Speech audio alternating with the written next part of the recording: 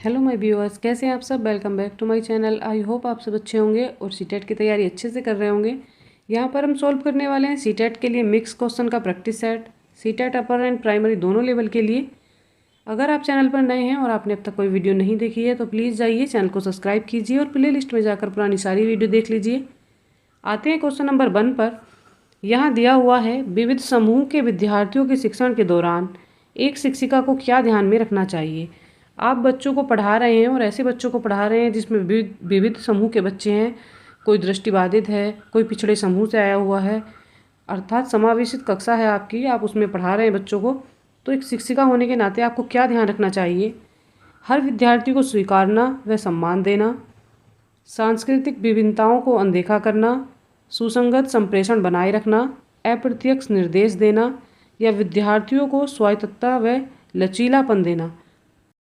यहाँ पर हर विद्यार्थी को स्वीकारना व सम्मान देना एक पॉजिटिव बात है।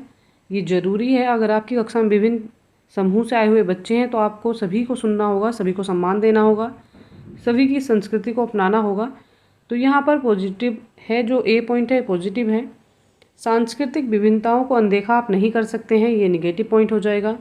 सुसंगत संप्रेषण बनाए रखना होगा, सभी से आप सभी जो बच्चे हैं आप उनसे सही ढंग से बात करेंगे, उनसे संप्रेषण अच्छा रखेंगे, तो ये पॉजिटिव है। अप्रत्यक्ष निर्देश आप उनको नहीं दे सकते, आप उनको प्रत्यक्ष निर्देश देंगे, जो बच्चे देख पाएँ, जो सुन पाएँ, समझ पाएँ, ऐसे निर्देश देंगे।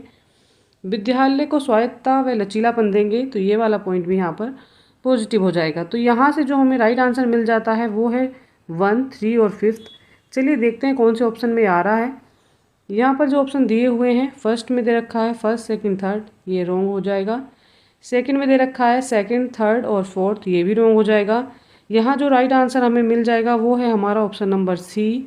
इसमें कौन कौन से ऑप्शन आ जाएंगे, फर्स्ट, थर्ड और फिफ्थ, ये ऑप्शन हमारे हो जाएंगे करेक्ट। तो ऑप्शन नंबर जो सी है ये करेक्ट है, सी इज़ द राइट आंसर। चलिए आते हैं नेक्स्ट पर, देखते हैं क्वेश्चन नंबर 2 में क्या है। क्वेश्चन नंबर 2 में बात की जा रही है एक दृष्टिबाधित बच्चे की। चलिए देख लेते हैं क्या है क्वेश्चन में। क्वेश्चन नंबर 2 में दिया हुआ है, एक विद्यार्थी जिसे दृष्टिबाधिता है कि विशिष्ट ज़रूरतों के लिए एक शिक्षक को क्या करना चाहिए। एक बच्चा है जो देख नहीं पा रहा, उसको देखने में समस्या हो रही है, तो उसकी ज़रूरतों को पूरा करने के लिए टीचर को क्या करना चाहिए। ऑप्शन ए में दिया है, विविध तरह के दृश्य प्रस्तुतिकरण पर ध्यान देना चाहिए।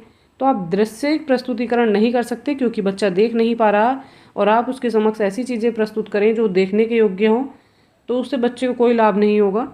ऑप्शन नंबर ए करेक्ट नहीं है। बी में देखते हैं, कई प्रकार के स्पर्शनीय और हस्तकौशल सामग्री का उपयोग करना चाहिए। तो जी हाँ, ये पॉइंट करेक्ट है। बच्चे के लिए इस तरह की सामग्री का उपयोग करेंगे जिसको बच्चा स्पर्श कर सके, छू सके, हस्तकौशल संबंधित सामग्री का आप उपयोग करेंगे। तो बी पॉइंट जो है ये करेक्ट हो जाएगा। सी में देखते हैं क्या है, बहुत सी मूक फिल्में दिखाएंगे, ऐसी फिल्में दिखाएंगे जिसमें कुछ बोला नहीं जा रहा है, बिल्कुल साइलेंट है, कोई वॉइस नहीं है, तो ये भी उसके लिए कोई लाभकारी नहीं होगी। डी में दिया है, बहुत सी संरचित वर्कशीट जिसमें चित्र हो देनी चाहिए। तो ऐसी कोई वर्कशीट उसके काम नहीं आएगी जिसमें चित्र हैं और बच्चा उनको देख ही नहीं सकता, तो उसको क्या पढ़ेगा, क्या सीखेगा। ऑप्शन नंबर डी जो है ये भी रॉन्ग हो जाएगा। चलिए हमें राइट आंसर मिल गया है, जो ऑप्शन नंबर बी है ये हमारा हो जाएगा करेक्ट।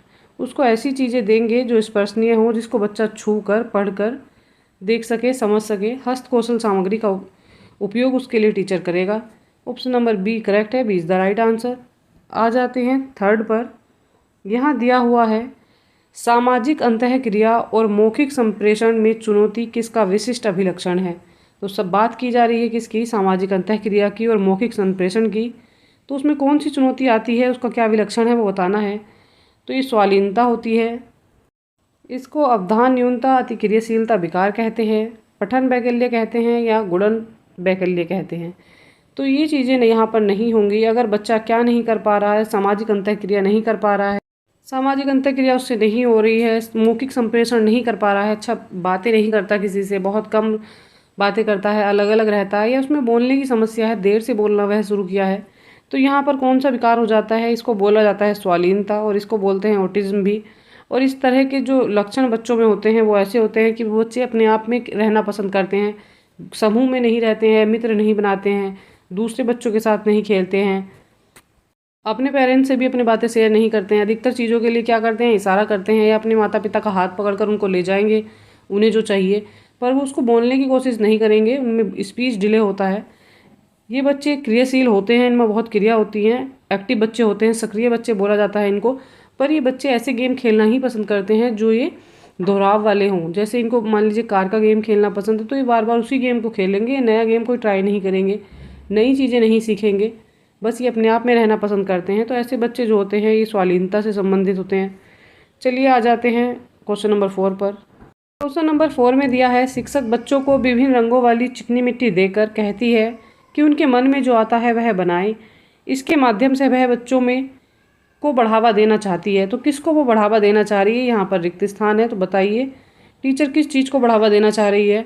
ए सृजनात्मकता, रटना, असहयोग या अनुशासनहीनता। तो यहाँ किसी प्रकार की अनुशासनहीनता नहीं है, असहयोग भी नहीं है और ना ही कोई रटने का कार्य हो रहा है। यहाँ पर बच्चे अपने दिमाग से, अपने मन से, अपनी रुचि से नई नई चीज़ों का सृजन करेंगे, जो उन्हें पसंद आएंगी वो बनाएंगे। टीचर बोल रही है कि जो उन्हें पसंद हो या जो उनके मन में हो वो वह उसको बनाएं। तो ये उदाहरण जो है ये सृजनात्मकता का उदाहरण होता है। बच्चे यहाँ से सृजनशीलता का उदाहरण जो कहें प्रस्तुत करेंगे। ऑप्शन नंबर ए जो है ये करेक्ट है, इज़ द राइट आंसर। चलिए आ जाते हैं नेक्स्ट पर। क्वेश्चन नंबर देखते हैं 5। क्वेश्चन नंबर 5 में दिया है, बचपन के प्रारंभिक सालों में किसके विकास पर ध्यान केंद्रित करना चाहिए? तो बात की जा रही है बचपन की प्रारंभिक अवस्था की या प्रारंभिक सालों की। तो किसके विकास पर अधिक ध्यान देना चाहिए? शारीरिक कौशल के, सामाजिक कौशल के, संज्ञानात्मक क्षमता, संवेगात्मक कौशल या अमूर्त तर्क। तो किस किस पर ध्यान देना आवश्यक होता है प्रारंभिक काल में? तो यहाँ पर शारीरिक कौशलों पर भी ध्यान दिया जाता है, सामाजिक कौशलों पर भी ध्यान रखा जाता है, संज्ञानात्मक क्षमता भी बच्चे की देखी जाती है और संवेगात्मक जो कौशल होते हैं उनके विकास पर भी यहाँ ध्यान दिया जाता है। तो ये जो चारों पॉइंट हैं ये एकदम करेक्ट हैं। जो अमूर्त तर्क वाली बात होती है तो ये बच्चे के प्रारंभिक कालों में इतने मान्य नहीं होते हैं, इनके विकास पर इतना ध्यान नहीं दिया जाता है। तो ऑप्शन नंबर जो 5 है ये रॉन्ग है। चलिए आ जाते हैं राइट आंसर पर। देखते हैं नीचे क्या क्या ऑप्शन दिए हुए हैं। यहाँ दिया हुआ है केवल 1 और 2, ये रॉन्ग हो जाएगा। 1 और 3 ये भी रॉन्ग है। थर्ड में दिया हुआ है फर्स्ट, सेकंड, थर्ड और फोर्थ। तो ये वाला जो पॉइंट है, ये जो ऑप्शन है ये हमारा हो जाएगा करेक्ट। हमारे जो तीनों ऑप्शन है ये करेक्ट हैं। चारों ऑप्शन जो करेक्ट हैं कौन कौन सा? फर्स्ट, सेकंड, थर्ड और फोर्थ वाला। जो ऑप्शन नंबर डी है ये भी रॉन्ग हो जाएगा क्योंकि अमूर्त तर्क की बात यहाँ पर नहीं की गई है। यहाँ जो बात की गई है किसकी की गई है? यहाँ पर बात की गई है शारीरिक कौशल, सामाजिक कौशल, संज्ञानात्मक क्षमता, संवेगात्मक कौशल, इन चारों की बात की गई है। तो ये राइट है। चलिए आ जाते हैं नेक्स्ट पर। देखते हैं क्वेश्चन नंबर 6 में क्या है। यहाँ दे रखा है, रचनावादी कक्षा में अर्थपूर्ण सीखने से क्या तात्पर्य है? तो हमें बताना है अर्थपूर्ण तात्पर्य क्या होता है। यहाँ ऑप्शन दिए हैं, जानकारी के भंडारण व उपयोजन से होता है। बी में दिया है, अनावेशन व अंतःक्रिया के द्वारा खोज की प्रक्रिया है। इनाम व सजा के प्रयोग से होता है। बारंबार वेधन तथा अभ्यास से होता है। तो वेधन और अभ्यास जहाँ जाता है ये हमेशा ही रॉन्ग होता है। इनाम और सजा की बात भी नहीं करते हैं। जानकारी के भंडारण व उपयोजन से भी नहीं है। यहाँ पर जो अर्थपूर्ण सीखने का कार्य हो रहा है, जो उदाहरण है वो कहाँ पर है? रचनावादी कक्षा में है। और रचनावादी कक्षा हमेशा अनावेशन या खोज से जुड़ी हुई होती है और यह अनावेशन व खोज की अंतःक्रिया के द्वारा जो प्रस्तुत की जाने वाली प्रक्रिया है उसको कहा जाता है। तो यहाँ पर बी नंबर जो ऑप्शन है ये करेक्ट है, B is the right answer. आ जाते हैं नेक्स्ट पर। देखते हैं क्वेश्चन नंबर 7 में क्या है। एक शिक्षिका एक बच्ची को जो एक अवधारणा को समझने में असमर्थ है के साथ मिलकर काम करती है, उसे इशारे देते हुए यह प्रक्रिया क्या कहलाती है? तो एक टीचर है, एक बच्ची कोई कार्य कर रही है और उसमें वह असमर्थ है, वह उसको नहीं समझ पा रही है कोई अवधारणा को। टीचर जो है उसकी हेल्प कर रही है, उसके साथ मिलकर कार्य करती है। यह प्रक्रिया क्या कहलाती है? इसको पाठ बोला जाता है। शिक्षक केंद्रित शिक्षा शास्त्र है, अनुरक्षण पूर्वाभ्यास है या प्रत्यक्ष निर्देश है? यहाँ पर किसी प्रकार के निर्देश नहीं है, कोई पूर्वाभ्यास नहीं है, शिक्षक केंद्रित शिक्षा शास्त्र भी यहाँ पर नहीं है। ये जो उदाहरण होता है ये होता है पाठ का, जहाँ पर कोई बच्चा समस्या का समाधान कर रहा होता है और उसमें से समस्याएं आती हैं। टीचर जो है उसे केवल मदद करती है, थोड़ी सहायता करती है, उसे थोड़े थोड़े निर्देश देती है। तो ये क्या होता है? यहाँ पर पाठ होता है, इसको स्कैफोल्डिंग बोला जाता है। चलिए आ जाते हैं नेक्स्ट पर। क्वेश्चन नंबर 8 देखते हैं। क्वेश्चन नंबर 8 में बात की जा रही है, निम्नलिखित में से किसी अध्यापक का कौन सा कथन लिंग पूर्वाग्रह का प्रदर्शन करता है? तो यहाँ पर लिंग पूर्वाग्रह का प्रदर्शन कौन सा कथन कर रहा है हमें बताना है। विद्यार्थियों तुम सभी ने अच्छा काम किया, तो यहाँ सभी विद्यार्थियों की बात की जा रही है, तो ये नहीं होगा। लड़कों तुम हमेशा शोर मचाते हो, लड़कों लड़कियों चलो हम सब एक खेल खेलें, तो यहाँ पर भी दोनों की बात की जा रही है। यहाँ पर कोई लिंग पूर्वाग्रह का उदाहरण नहीं। विद्यार्थियों मैं तुम्हारे प्रदर्शन से खुश नहीं हूँ, तो ये बात भी सभी विद्यार्थियों के लिए बोली जा रही है, तो यहाँ पर भी नहीं होगा। यहाँ जो राइट आंसर है वो ऑप्शन नंबर बी है। यहाँ पर बात की जा रही है लड़कों तुम हमेशा शोर मचाते हो, यहाँ केवल एक पक्ष की बात की जा रही है, केवल लड़कों की बात की जा रही है। तो ये जो उदाहरण है ये लिंग पूर्वाग्रह का है। चलिए आ जाते हैं नेक्स्ट पर, देखते हैं क्वेश्चन नंबर 9 में क्या है। सौर सेल के निर्माण हेतु किस पदार्थ का उपयोग किया जाता है, तो किस पदार्थ का उपयोग किया जाता है, चलिए ऑप्शन देख लेते हैं। लेड, सोडियम, कॉपर या सिलिकॉन। तो यहाँ पर जो राइट आंसर हो जाएगा, सौर सेल के निर्माण हेतु सिलिकॉन का जो उपयोग किया जाता है, यहाँ पर सिलिकॉन जो है ये राइट ऑप्शन हो जाएगा। चलिए आ जाते हैं नेक्स्ट पर, क्वेश्चन नंबर 10 में देख लेते हैं क्या है। यहाँ दिया हुआ है निम्नलिखित में से कौन सा कथन लिंग रूढ़िवादिता का प्रदर्शन करता है, तो कौन सा कथन करता है बताना है। सामान्यतः लड़कियाँ लड़कों से बेहतर खाना बनाती हैं, एशियाई लोग खेलों में अच्छे नहीं होते, सामान्यतः लड़कों की तुलना में लड़कियों का पेशीय द्रव्यमान कम होता है, लड़कों व लड़कियों ने कुश्ती में हिस्सा लिया। तो यहाँ पर कौन सा ऐसा कथन है जो लिंग रूढ़िवादिता का प्रदर्शन कर रहा है। तो यहाँ पर जो बात हो रही है, ये जो बात है सामान्यतः लड़कियाँ लड़कों से बेहतर खाना बनाती हैं, तो ये जो है एक रूढ़िवादिताएँ हैं जो चली आ रही हैं, इनको लिंग रूढ़िवादिता के अंतर्गत रखा जाता है। ज़रूरी नहीं कि लड़की ही अच्छा खाना बनाती है। जो शेफ़ होते हैं बड़े बड़े 5 स्टार होटल में, तो वहाँ पर वो जेंट्स होते हैं, मेल होते हैं, तो ज़रूरी नहीं कि लड़कियाँ ही बनाएं, लड़के नहीं बना सकते, कोई भी खाना अच्छा बना सकता है। एशियाई खेलों के लोग अच्छे होते हैं, अच्छे नहीं होते, तो ये बात यहाँ पर नहीं की जा रही है। यहाँ पर कोई रूढ़िवादिता नहीं। यहाँ पर पेशीय बल की बात हो रही है, तो ये भी साइंटिफिक बात है, तो यहाँ पर भी नहीं है। लड़कों व लड़कियों ने कुश्ती में हिस्सा लिया, यहाँ पर भी नहीं है। जो ऑप्शन नंबर ए है ये करेक्ट है, A is the right answer. चलिए आ जाते हैं क्वेश्चन नंबर 11 पर। क्वेश्चन नंबर 11 में कहा जा रहा है नर चिड़िया बहुत सुंदर बनावट वाले घोंसले जो हैं वो बनाते हैं, और क्या करते हैं, मादा चिड़िया इनमें सबसे बढ़िया घोंसले को ढूंढता है और अपने अंडे देने के लिए उसको चुनती है। यह कौन सी चिड़िया है बताना है। तो ये इस तरह की जो कार्य होते हैं, कौन सी चिड़िया करती है। जो नर चिड़िया होती है वो बहुत सुंदर घोंसला बनाती है, और जो मादा चिड़िया होती है उसमें से सुंदर घोंसले को चुनती है और अपने अंडे देती है। तो यहाँ पर ये बया का उदाहरण है, जुलाहा चिड़िया जिसको बोला जाता है, फाख्ता है, दर्जन चिड़िया है या शक्करखोरा है। दर्जन चिड़िया भी अपना घोंसला बनाती है, पर उसमें जो है नर घोंसला नहीं बनाता, मादा चिड़िया घोंसला बनाती है, तो इसलिए ये रॉन्ग हो जाएगा। शक्करखोरा भी नहीं है, फाख्ता भी नहीं है। ये जो उदाहरण है बया या जुलाहा चिड़िया को बोला जाता है। जुलाहा का अर्थ होता है बुनकर, और यहाँ पर बात की जा रही है, इसको बुनकर चिड़िया भी बोला जाता है। मादा चिड़िया जो घोंसले को चुनकर उसमें अपने अंडे देती है, तो ये होती है बया जुलाहा चिड़िया। ये ऑप्शन यहाँ पर करेक्ट हो जाएगा। चलिए आते हैं नेक्स्ट क्वेश्चन नंबर, देखते हैं 12 में क्या है। क्वेश्चन नंबर 12 में दिया है निम्नलिखित में से कौन से कीट समूह में रहते हैं और उन सभी की विशिष्ट भूमिकाएं बटी हुई हैं। तो यहाँ पर कौन से कीट हैं जो समूह में रहना पसंद करते हैं और उनकी जो है विशिष्ट भूमिकाएं बटी हुई होती हैं, वो बतानी है हमें। तो मधुमक्खी है, चींटियाँ हैं और मकड़ी है। तो यहाँ पर मधुमक्खियाँ समूह में रहती हैं, चींटियाँ रहती हैं, पर जो मकड़ी है वो नहीं रहती है। ऑप्शन नंबर बी में ततैया है, ये भी समूह में रहता है, दीमक भी और चींटियाँ भी। इसमें तीनों जो है ये समूह में रहना पसंद करते हैं, चींटियाँ, मच्छर और मकड़ी। तो जो मच्छर और मकड़ी होते हैं ये समूह में रहना पसंद नहीं करते हैं, चींटियाँ समूह में रहती हैं। सी भी रॉन्ग हो जाएगा। और ऑप्शन नंबर डी में दिया है मधुमक्खी, घर में पाई जाने वाली मक्खी और दीमक। तो जो घर में पाई जाने वाली मक्खी होती है ये समूह में नहीं रहती है, तो ऑप्शन नंबर डी जो है ये भी रॉन्ग हो जाएगा। हमारा जो राइट आंसर है वो है ऑप्शन नंबर बी, ततैया, दीमक और चींटियाँ ये समूह में रहते हैं, और इन सभी की क्या है विशिष्ट भूमिकाएं जो हैं वो बटी हुई होती हैं कि कोई काम करेगा, कौन घोंसला बनाएगा या कौन छत्ता बनाएगा, तो ये चीज़ें इसमें तय होती हैं। यहाँ पर ऑप्शन नंबर बी जो है ये करेक्ट है। चलिए आ जाते हैं नेक्स्ट पर, देखते हैं क्वेश्चन नंबर 13 में क्या है। फूलों की पहचान कीजिए। तो फूलों की पहचान करनी है। यहाँ कुछ पॉइंट दिए हैं, चलिए देखते हैं कौन सा सही है, कौन किससे मैच करता है। केवल रात में खिलता है, तो जो रात में खिलता है वो रात की रानी का फूल होता है।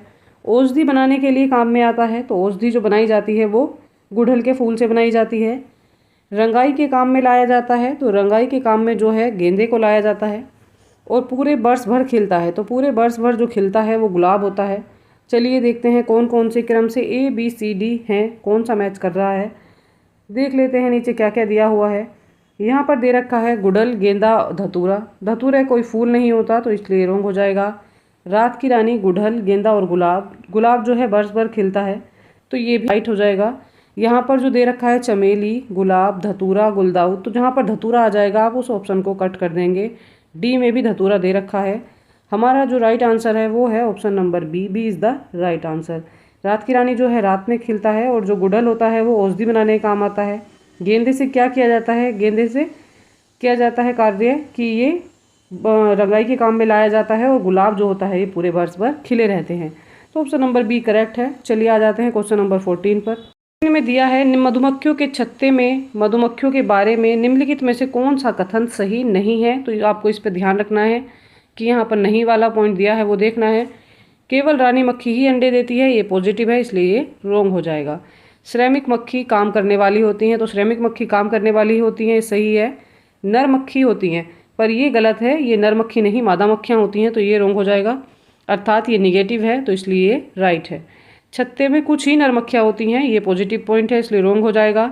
छत्ते में केवल एक ही रानी मक्खी होती है, तो छत्ते में एक ही रानी मक्खी होती है इसलिए ये भी पॉजिटिव है और रॉन्ग हो जाएगा। हमें जो निगेटिव से मैच करता आंसर देखना था वो है कि श्रमिक मक्खियाँ जो काम करती हैं वे नर मक्खियाँ होती हैं, नर मक्खियाँ नहीं होती हैं, मादा मक्खियाँ होती हैं, इसलिए ये राइट आंसर है। ऑप्शन नंबर बी जो है ये करेक्ट है। B is the right answer. चलिए आ जाते हैं नेक्स्ट क्वेश्चन नंबर देखते हैं 15। यहाँ पर दिया है निम्नलिखित में से कौन सा समूह फलों का है।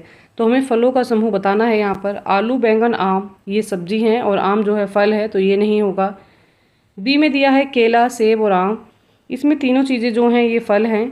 टमाटर, केला, अदरक, तो टमाटर, अदरक जो है सब्जी हैं और केला जो है ये फल है। केला फल है, भिंडी और आलू जो हैं ये सब्जी हैं, तो ऑप्शन नंबर डी भी रॉन्ग हो जाएगा। यहाँ पर राइट आंसर कौन सा है? ये ऑप्शन नंबर बी है। क्या? केला, सेब और आम जो हैं तीनों ये फल हैं। चलिए आ जाते हैं नेक्स्ट पर, देखते हैं क्वेश्चन नंबर 16 में क्या है। क्वेश्चन नंबर 16 में बताना है भारत के अनेक इलाकों में पाई गई बावड़ियाँ के संबंध में कौन सा कथन सही नहीं है। तो कौन सा कथन यहाँ पर सही नहीं है? बावड़ियाँ जो होती हैं पहले पुराने समय में क्या करते थे, जैसे राजस्थान जैसे इलाके हैं तो वहाँ पर क्या करते थे, बावड़ियाँ बनाई जाती थी। वो इसलिए बनाई जाती थी कि लोग पीने का पानी उनको मिल सके, क्योंकि वहाँ पर पानी का तल बहुत गहरा होता था। तो बावड़ियाँ बनाई जाती थी जिनमें बहुत सीढ़ियाँ बनी होती थी, और धीरे धीरे वे सीढ़ियाँ कहाँ तक जाती थी, पानी के तल तक जाती थी, और वहाँ से लोग जो है पानी का उपयोग करते थे, पानी निकालते थे। यहाँ पर दिए हैं ये जल संरक्षण की पारंपरिक व्यवस्था है, तो ये सही है, तो इसलिए रॉन्ग हो जाएगा। बावड़ियों का जल पीने के उपयोग में नहीं लाया जा सकता। बावड़ियों का जल ही पीने के उपयोग में लाया जाता था, ये यहाँ पर नेगेटिव पॉइंट है, तो इसलिए राइट हो जाएगा। ये वर्षा जल संग्रहण और पुनः आवेशन के सिद्धांत पर आधारित है, तो ये पॉइंट भी पॉजिटिव है, ये इसलिए रॉन्ग हो जाएगा। इनका जो जल होता है वो क्या है, सामुदायिक उपयोग के संसाधन के रूप में किया जाता है, तो इनका उपयोग जो है सामुदायिक संसाधन के रूप में किया जाता था, ये भी निगेटिव पॉइंट हो जाएगा, क्योंकि ये पॉजिटिव है तो इसलिए रॉन्ग हो जाएगा। हमें निगेटिव से मैच करता आंसर ढूंढना था, तो निगेटिव से ये है कि इनका पानी जो है पीने के योग्य होता है, और यहाँ पर दिया है कि ये नहीं होता है। बी इज़ द जो है राइट आंसर। चलिए आ जाते हैं नेक्स्ट पर, देखते हैं क्वेश्चन नंबर 17 में क्या है। 17 में बात की जा रही है एक रेलगाड़ी अहमदाबाद से त्रिवेंद्रम की ओर जाते हुए कई सुरंगों से गुजरती है, ये सुरंगें किन पहाड़ियों में होंगी। रेलगाड़ी कहाँ से जा रही है? अहमदाबाद गुजरात से जा रही है, और जाती कहाँ है? त्रिवेंद्रम। तो ये कहाँ पाया जाता है? पश्चिमी घाट पर होता है। तो यहाँ पर कई सारी सुरंगें पड़ते हैं, चलिए ऑप्शन देख लेते हैं। पूर्वी घाट नहीं होगा, पश्चिमी घाट यहाँ पर राइट आंसर है। B is the right answer. Option number C भी नहीं, हिमालय और अरावली भी यहाँ पर नहीं होगा। यहाँ जो राइट आंसर है वो है option number B. B is the right answer. चलिए देख लेते हैं मैप में भी कहाँ आता है ये। मैप में ये नीचे की साइड आता है, गुजरात कहीं यहाँ, कच्छ की खाड़ी इधर आएगी ऊपर, यहाँ कहीं गुजरात होगा, और यहाँ से चल रही है ट्रेन और कहाँ जा रही है, कई सुरंगों से होती हुई त्रिवेंद्रम की ओर जा रही है, और ये कहाँ हुआ है? बिल्कुल नीचे पाया जाता है, नीचे स्थित है। तो यहाँ पर कौन सी श्रेणी आ जाती है? यहाँ ये पश्चिमी घाट आ जाता है, तो इसको बोला जाएगा पश्चिमी घाट। चलिए आगे आते हैं नेक्स्ट पर, देखते हैं क्वेश्चन नंबर 18 में क्या है। 18 में दिया है निम्नलिखित में से कौन सा कथन हाथियों के बारे में या हाथियों के बारे में सही है। तो सही कथन बताना है। हाथियों के झुंड में केवल मादा हाथी और बच्चे होते हैं, तो ये बात यहाँ पर सही है। नर हाथी चारों ओर अकेले ही घूमते हैं, तो ये बात भी सही है। यहाँ पर दिया है ए आर दोनों सही, आर ए की व्याख्या करता है, तो आर ए की व्याख्या नहीं कर रहा है, कथन दोनों सही है, इसलिए रॉन्ग हो जाएगा। ए आर दोनों सही हैं, लेकिन आर ए की सही व्याख्या नहीं करता है। तो ये वाला जो पॉइंट है ये राइट हो जाएगा। ऑप्शन सी और डी भी चेक कर लेते हैं। यहाँ दिया है ए सही लेकिन आर सही नहीं है, ए और आर दोनों सही नहीं हैं, तो ये दोनों पॉइंट रॉन्ग हो जाएंगे। ऑप्शन नंबर जो बी था वो करेक्ट था। चलिए आ जाते हैं नेक्स्ट क्वेश्चन नंबर देखते हैं यहाँ पर 19 में दिया हुआ है, रमेश अपनी कक्षा 5 की पर्यावरण अध्ययन की कक्षा में खोजपूर्ण प्रश्न पूछता है। उपयुक्त उद्देश्य विद्यार्थियों के किस कौशल के विकास का नहीं है। तो कौन सा यहाँ बच्चे के विकास का जो कौशल है वो नहीं, दर्शन कौशल की बात कर रहा है, यहाँ पर अवलोकन कौशल की बात है, रचनात्मक कौशल की बात है, या श्रवण कौशल की बात है। तो यहाँ पर बच्चा जो है प्रश्न पूछ रहा है खोजपूर्ण। अगर वह खोजपूर्ण प्रश्न पूछता है तो वहाँ पर क्या होगा, बच्चे जो हैं उस चीज़ का क्या करेंगे, अवलोकन भी करेंगे, बी करेक्ट है। रचनात्मक कौशल भी होगा, श्रवण कौशल भी होगा, चीज़ों को सुनेंगे तभी आंसर करेंगे। पर यहाँ पर किसी तरह का कोई डेमोस्ट्रेशन नहीं हो रहा, कोई प्रदर्शन कार्य नहीं किया जा रहा। तो यहाँ पर जो ऑप्शन नंबर ए है ये राइट हो जाएगा। A is the right answer. चलिए आ जाते हैं नेक्स्ट पर, देखते हैं क्वेश्चन नंबर 20 में क्या दिया है। पर्यावरण अध्ययन में निम्नलिखित में से कौन से समस्या समाधान के गुण हैं। तो कौन से हैं, सृजन जो है समस्या समाधान का गुण है, चयन भी समस्या समाधान का गुण है। ऑप्शन देख लेते हैं, भाषण और लेखन जो है समस्या समाधान का कोई इससे संबंध नहीं होता। तो यहाँ ऑप्शन देखते हैं कौन कौन से दे रखे हैं। यहाँ दिया है ए और B, C D, A D और बी सी। तो यहाँ पर जो राइट आंसर है वो है हमारा ए और बी, ये समस्या समाधान के गुण हैं।